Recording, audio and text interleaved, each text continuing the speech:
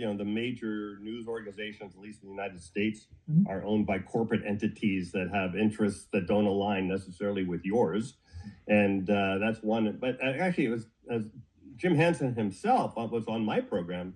He was saying that another problem, this will be surprising to, I think, a lot of your audience, is that there's certain well-known climate scientists that the media turn to.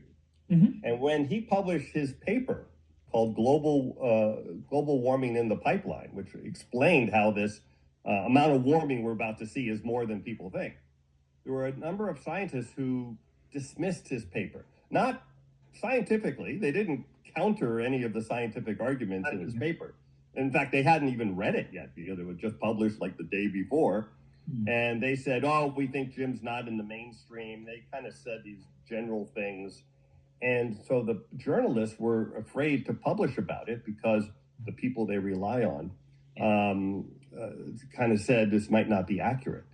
Although it turns out, I'm pretty sure it is accurate because it was, again, he figured it out 3 different ways, one using Ice Age data, the other using satellite measurements, and then the other one using recent temperature measurements and things like that. 3 independent lines of evidence all pointing to the same information. And so we go, wait a second, climate scientists are stopping journalists from covering climate?